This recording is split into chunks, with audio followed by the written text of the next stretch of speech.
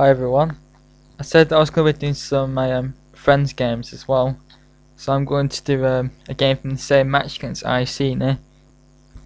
It kicked off with d4, knight f6, and bishop g5, which is the Trompowsky attack, which is becoming more and more popular at the top level nowadays.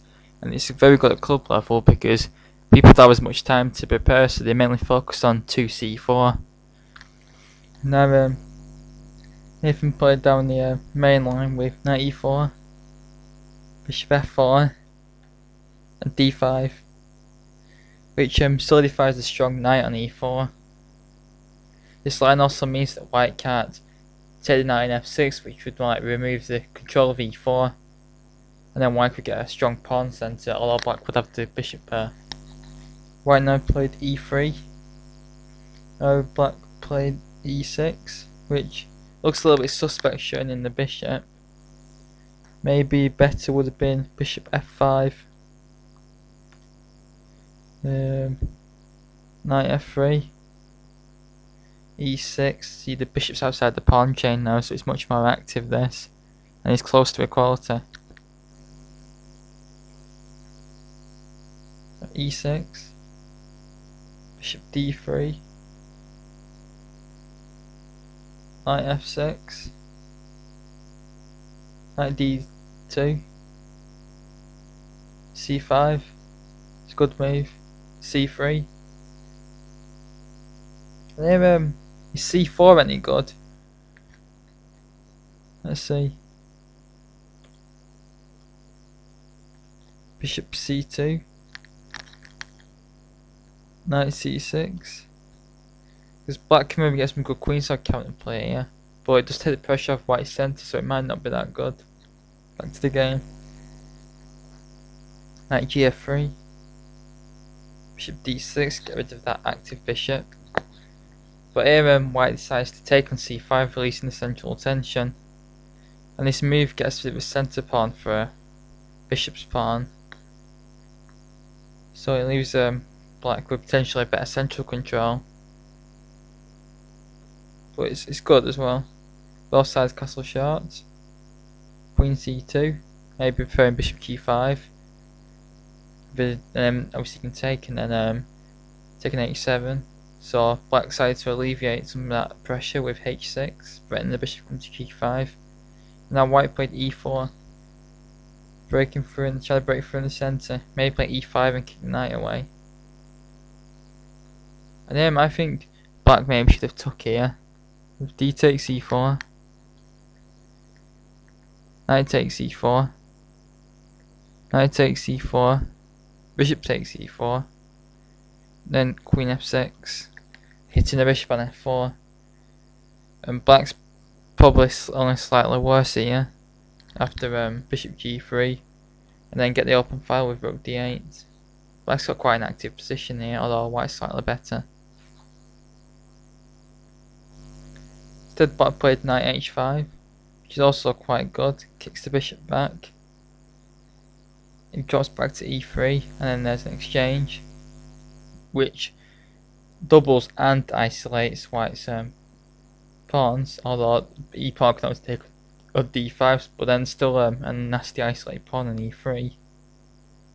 So this might be quite good for black this. I think the knight should now maybe come back into the game on f6.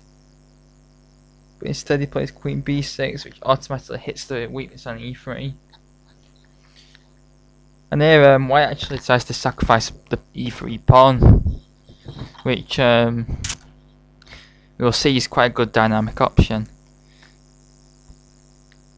because it's going to be hard to defend anyway. White could have maybe played knight d4 to defend it, but then black can always play e5, takes, e takes d5, e takes d4, d takes c6, d takes e3, and now knight c4, which hits the queen, and after queen takes c6, knight takes e3, and the position is probably slightly better for white, because the black's misplaced knight on h5 and white's got some good pressure. And black's c8 bishop is yet to come into the game, so it's probably slightly better for white this. Instead, white tries a very dynamic option of sacking the pawn. Takes, takes, kh1, and now e takes d5. So let's have a look at this position. Well, white plays rook fe1, but surely rook ae1's better. Or am I missing something here?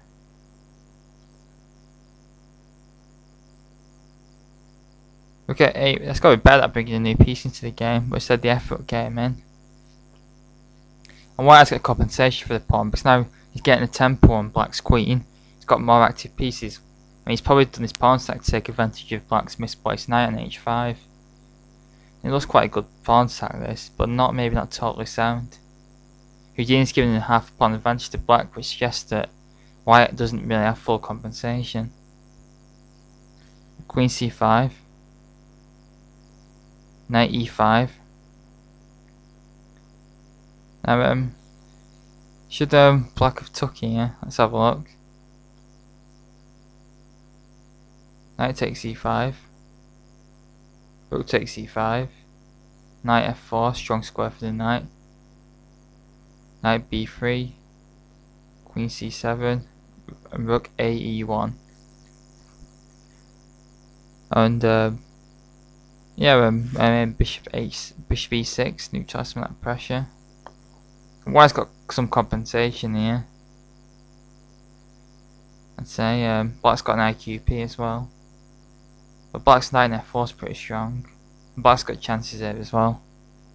This could have been a good alternative, but bishop e6 is good as well, blocking any potential e-file pressure. Now white throws in a check to have the king to h8, and then puts the bishop back on f5, but I'm not sure if white has full compensation here. Black now takes, rook takes, and now comes into f4. Or so should have come into f4, but it goes queen d6 instead, which is also good though. Hits the rook on e5. And now white plays knight f3, defend it. Now black's a pawn up here. I mean, it's an IQ boost which had to take advantage of, but it'd still be good to swap some pieces off. So bishop takes f5 springs to mind. However, this move is a bit suspect because it brings white's queen in quite close to the king. Or white can take with the rook as in the game, but I think queen takes is a lot stronger. Let's have a look.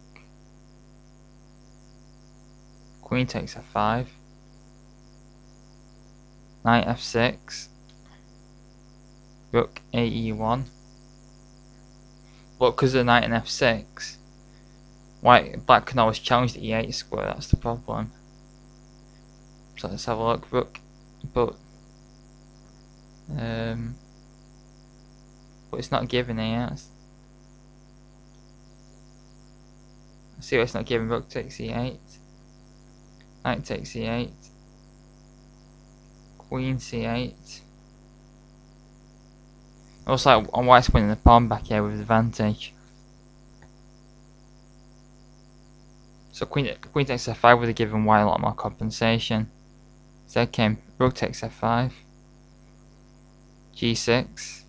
Bit weakening. But it defends the knight and attacks the rook. Rook e5. King g7. Queen d3, ganging up on the IQP. Rook ad8, defending the IQP. Rook d1. And knight f6 could have been played here. But queen b6 is good as well. Because the b2 pawn's going to get attacked. It's quite a very sharp position this now. It's hard to decide who's better now after the exchanges that follow. White now throws in a check. King g8. Now knight e5. And white's got a pretty dangerous initiative for the pawn now. But black's better here. Black now brings the queen back to b5.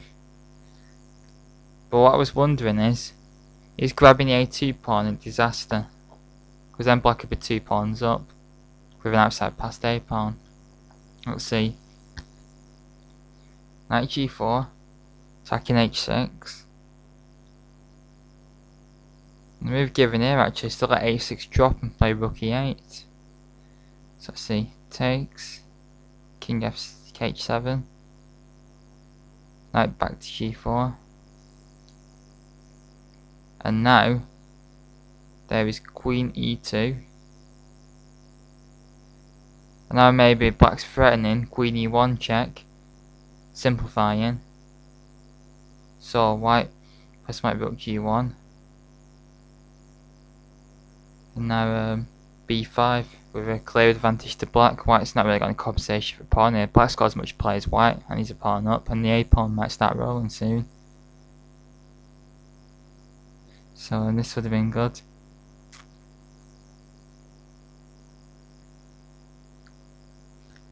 Instead came A4, attacking the queen, Queen B3, Knight D7, attacking the rook, Rook E8, seizing the open file, G4, attacking the knight. And here black plays a very good move here with Rook E4. The idea is obviously if Queen takes E4 then Queen takes D1 check. The Queen has to stay hold of the Rook, and after Queen D6 there is now Queen A2. Oh, never play Queen A2, which is a horrific blunder because it just leaves the knight on free. I think the idea was to play Queen F2 and get some counterplay. But here, the move that should have been played is Rook takes G4. Let's see. What followed should have been Rook F1, King H7, check, King G7, Knight D7, and then some like Rook F4, takes, Queen B1 check, King G2, takes, check. This looks like it's going to be a draw, this position. But instead Queen A2 hangs the knight, so takes, Queen F2, this is the idea, but now comes check, King moves, Knight takes E4, check, King G1, and now after counter the ball of dead material, Nathan had to resign.